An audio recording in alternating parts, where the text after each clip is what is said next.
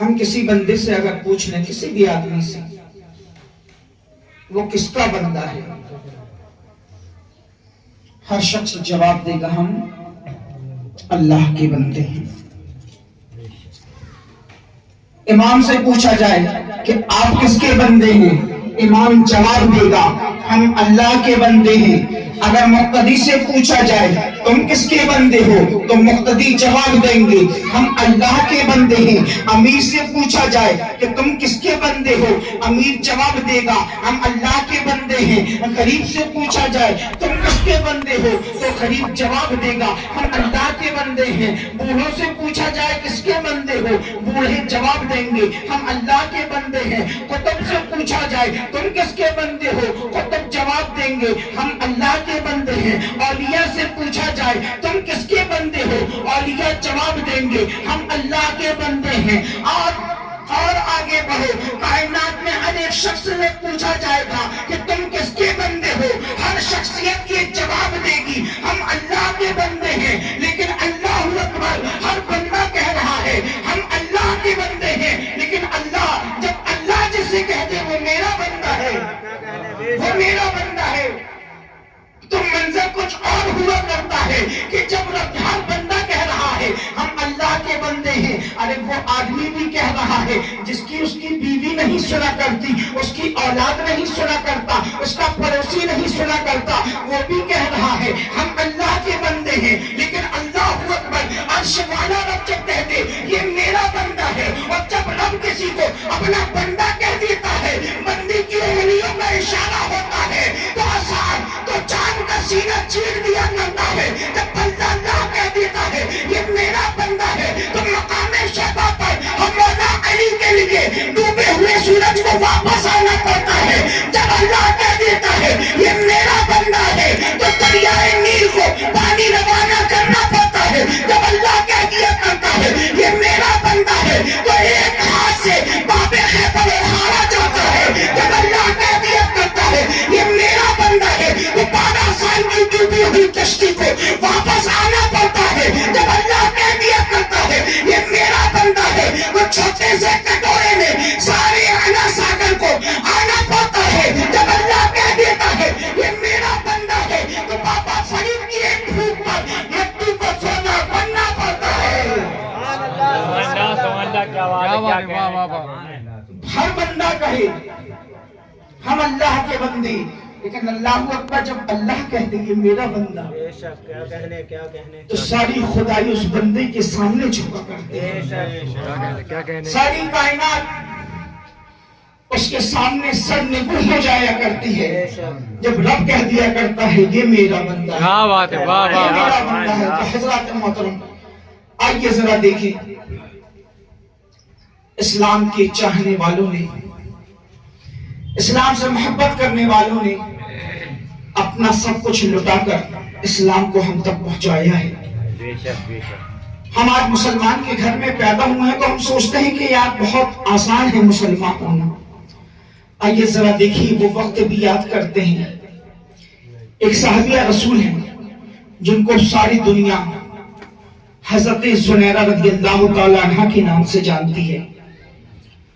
حضرت زنیرہ رضی اللہ تعالیٰ عنہ نے جب مدینے والے مصطفیٰ صلی اللہ تعالیٰ علیہ وسلم کا جلوہ زیبا دیکھا ہے تو اللہ اکبر، نبی کا چہرہ دیکھی ہے، نبی کا جلوہ دیکھی ہے۔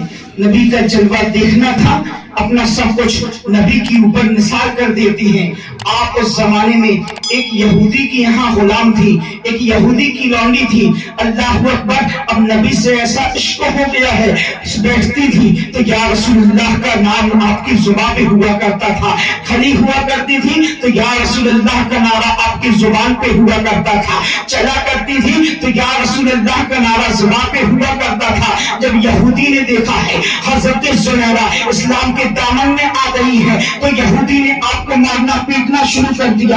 اے زنیرہ، نبی کے دامن سے دور ہو جاؤ، اے زنیرہ اسلام کے دامن کو چھوڑ دو، تمہیں تکلیفیں دی جائیں گی۔ حضرت زنیرہ فرماتی ہے اب محبوب سے ایسی محبت ہو گئی ہے کہ جان جا سکتی ہے، لیکن اس دن سے محبوب کی محبت نہیں جا سکتی ہے۔ اللہ اکبر، ایک دن کی بات ہے، حضرت زنیرہ رضی اللہ تعالی عنہ ایک چلی جا رہی ہیں اور سامنے سے ابو جہل چلا آ رہا ہے، زبان پہ وہی ترانا ہے، لا الہ الا اللہ محمد رسول اللہ۔ کسی آنے والے نے کہا اے زنیرہ سامنے دیکھو ابو جہل آ رہا ہے، کہیں تمہاری زبان سے آقا کا نام سن کر ابو جہل تمہیں تکلیف نہ دے دے، آپ کو پریشان نہ کرے۔ حضرت زنیرہ نے جب اتنا سنا ہے کہ جب محبوب کے نام پہ تکلیفیں ملا کرتی ہیں تو عاشقوں کو تکلیفیں پیاری ہوا کرتی ہیں، محبوب کے نام پہ اگر تکلیفیں ملا کرتی ہیں تو عاشق جو ہوا کرتے ہیں اپنے محبوب کے لیے ہر تکلیف کو سہا کرتے ہیں، اپنی جان کی بازی لگا دیا کرتے ہیں۔ ایسی ہی عاشقہ حضرت زنیرہ ہے۔ حضرت زنیرہ رضی اللہ تعالی عنہ جب ابو جہل کے سامنے سے گزرتی ہے بلند آواز سے ترانہ گا رہی ہے، لا الہ الا اللہ محمد رسول اللہ صلی اللہ تعالی علیہ وسلم۔ جیسے ہی ابو جہل نے حضرت زنیرہ رضی اللہ تعالی عنہ کی زبان سے آقا کا نام سنا ہے، کلمہ حق کی صدا کو سنا ہے، ابو جہل حکم دیتا ہے اپنے لوگوں کو کہ زنیرہ کو پکڑ لیا جائے۔ حضرت زنیرہ کو پکڑ لیا جاتا ہے۔ اس کے بعد ابو جہل کہتا ہے اے زنیرہ آقا کے دامن کو چھوڑ دو۔ آپ فرماتی ہیں اے ابو جہل ان آنکھوں نے آقا کے جیسے کسی کو دیکھا ہی نہیں ہے، جب سے ان کو دیکھا ہے انہیں کا ترانہ زبان پہ ہوا کرتا ہے۔ اب ابو جہل نے صلاحی منگائی ہے، طرح کروا کر لال لال سلاخیں منگائی جا رہی ہیں۔ ابو جہل اب ان سلاخوں کو لے کر حضرت زنیرہ کی آنکھوں کے قریب کر رہا ہے، کہتا ہے اے زنیرہ تم آقا کی نام لینا چھوڑ دو ورنہ میں تمہیں اندھا کر دوں گا۔ آپ فرماتے ہیں اے ابو جہل جو محبوب سے محبت کیا کرتے ہیں ان سلاخوں سے انہیں ڈر نہیں لگا کرتا ہے۔ اللہ اکبر۔ ایسا ایمانی جذبہ جب ابو جہل نے دیکھا ہے تو ایک سلاخ آپ کی آنکھ میں ڈال دیتا ہے، حضرت زنیرہ آپ باہر آ جاتی ہے۔ حضرت زنیرہ اور بلند آواز سے لا الہ الا اللہ محمد رسول اللہ کی صدائیں بلند کر رہی ہیں۔ ابو جہل سے بھی دھمکا رہا ہے اے زنیرہ ابھی بھی تمہاری ایک آنکھ باقی ہے، کہیں ایسا نہ ہو تو اپنی بات سے پلٹ جاؤ، کلمہ حق کو چھوڑ دو، نبی کے دامن کو چھوڑ دو، نبی کے عشق کو اپنے دل سے نکال دو، میں تمہیں چھوڑ دوں گا۔ آپ فرماتے ہیں اے ابو جہل ان کے جیسا کوئی بھی نہیں ہے، یہ ایک آنکھ کیا ہزاروں آنکھیں بھی محبوب کے قدموں پہ قربان ہے۔ ایسا ایمانی جذبہ جب ابو جہل نے دیکھا ہے تو سلاخ نکالی ہے اور دوسری آپ کی آنکھوں میں ڈال دیتا ہے، آپ کی دونوں آنکھیں بہ کر باہر آ جاتی ہیں۔ جب آنکھیں باہر آ گئی ہیں آپ کو دیکھنا بند ہو گیا ہے تو آپ کی آنکھوں سے اشک جاری ہے، آپ بلک بلک کے رو رہی ہیں۔ ابو جہل کہتا ہے اے زنیرہ میں کہہ رہا تھا تم سے اگر تم کلمہ حق کو چھوڑ دیتی تو تمہاری آنکھوں کو میں بخش دیتا، تم اندھی نہ ہوتی۔ آپ فرماتی ہیں اے ابو جہل تم کیا سمجھتا ہے میں اپنی آنکھوں کے لیے رو رہی ہوں؟ نہیں، میں اپنی آنکھوں کے لیے نہیں رو رہی ہوں بلکہ اس لیے رو رہی ہوں میں اپنے محبوب کا دیدار کیسے کروں گی، اللہ اکبر، سوائے آقا کو کیسے دیکھوں گی۔ ابو جہل پھر تانا مارتا ہے جا جس کا نام لیتی ہے انہی سے تو آنکھیں مانگ لے۔ اللہ اکبر۔ ابو جہل نے آپ کے ہاتھ پیر باندھ کر ایک چوراہے پہ ڈال دیا ہے، اب ان الحق کی صدا بلند ہو رہی ہے۔ حضرت زنیرہ آقا کو یاد کر رہی ہے، اللہ اکبر، آقا کی شان یہ ہے اور کوئی غیر کیا تم سے رہا ہو بھلا جب نہ خدا ہی چھپا تم پہ کروڑوں درود۔ حضرت زنیرہ کو چوراہے پہ ڈال دیا گیا ہے، حضرت زنیرہ کو بھیمی بھیمی خوشبو آ رہی ہے، ہوا چل رہی ہے، آپ کو احساس ہو جاتا ہے کہ محبوب کی پسینے کی خوشبو آ رہی ہے، فضا خوشبودار نظر آ رہی ہے۔ خوشبو سے اندازہ ہو گیا ہے جن کے لیے آنکھوں کو قربان کیا ہے وہ سنبھالنے کے لیے کملی والے آقا آ رہے ہیں۔ آقا علیہ السلام تشریف لاتے ہیں، حضرت زنیرہ رضی اللہ تعالی عنہ کو سہارا دے کر کھڑا کرتے ہیں، آپ کی آنکھوں سے اشک جاری ہے۔ آقا فرماتے ہیں اے زنیرہ تم رو کیوں رہی ہو؟ عرض کرتی ہے یا رسول اللہ علیہ السلام ابو جہل نے مجھے تانا دیا ہے کہ میں نے آنکھیں نکال لی ہے، جس سے محبت تو کرتی ہے اس محبوب سے آنکھیں مانگ لے۔ اللہ اکبر۔ اتنا حضرت زنیرہ نے کہا ہے آقا کا دریائے کرم جوش میں آتا ہے، کملی والے آقا نے اپنا لعاب پاک نکالا ہے اور حضرت زنیرہ کی آنکھوں میں لگایا ہے، یہاں پہ لعاب پاک لگنا تھا، حضرت زنیرہ کی آنکھیں روشن ہو جاتی ہیں۔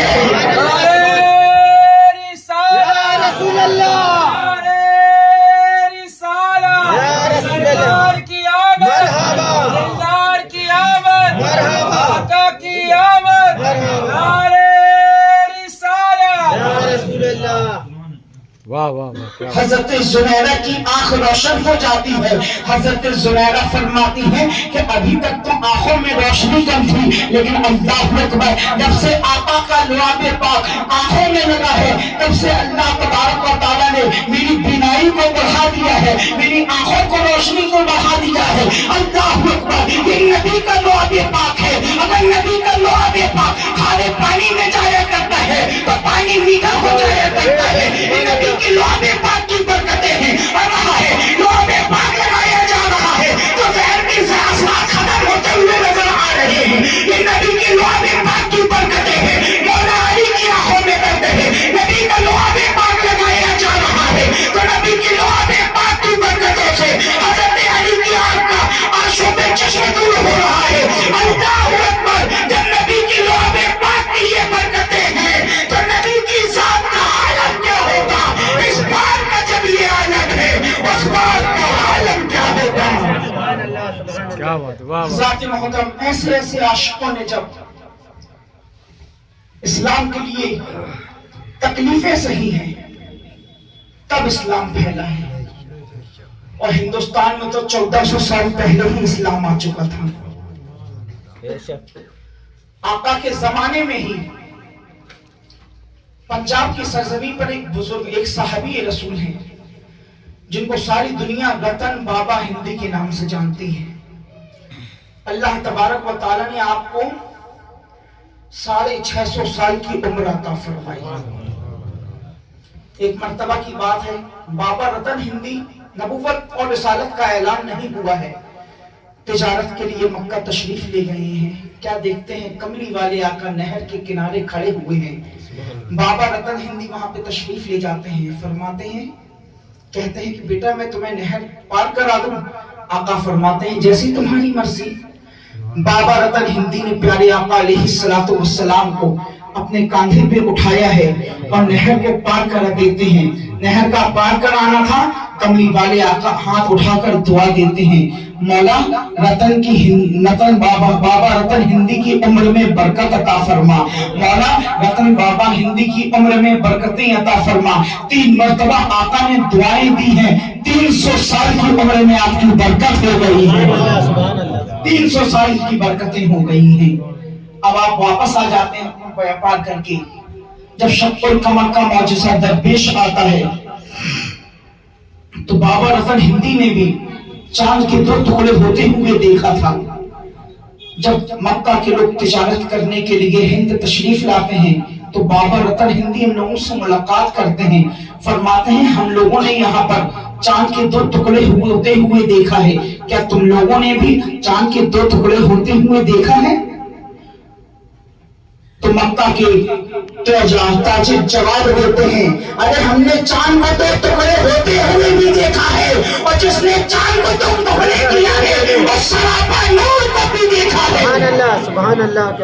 اتنا سننا تھا. بابا رتن ہندی اپنا سارا کاروبار چھوڑ کر مکے کی جانب نکل پڑے ہیں. مہینوں کا سفر کرنے کے بعد جب مکہ معظمہ پہنچتے ہیں، مکہ معظمہ پہنچنے کے بعد لوگوں سے نبی کا پتہ لے رہے ہیں. لوگوں نے بتا دیا ہے نبی علیہ السلام مکہ سے ہجرت فرما کر یثرب کو مدینہ بنانے کے لیے چل دیے ہیں. اب بابا رتن ہندی مکہ سے مدینے کی جانب جا رہے ہیں. جب مدینے کی جانب پہنچتے ہیں آقا کے چہرے پہ نظر پڑتی ہے اور نبوت والی نظر بابا رتن ہندی کی طرف پڑتی ہے. آقا فرماتے ہیں اے بابا رتن ہندی کیا تم نے مجھے پہچان لیا ہے؟ بابا رتن ہندی عرض کرتے ہیں یا رسول اللہ علیہ السلام میں نے آپ کو نہیں پہچانا ہے. آقا فرماتے ہیں لیکن میں نے تجھے پہچان لیا ہے. وہ وقت یاد کر جب میرے بچپن کا عالم تھا، تو نے مجھے نہر کو پار کرایا تھا.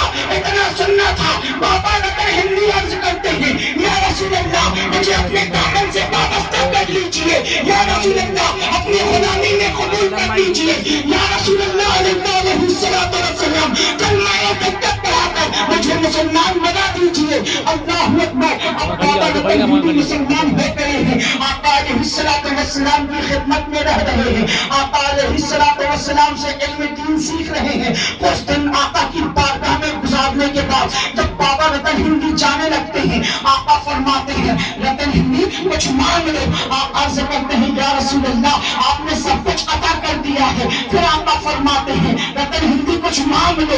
عرض کرتے ہیں آقا آپ جو عطا کر دیں اتنا کہنا تھا۔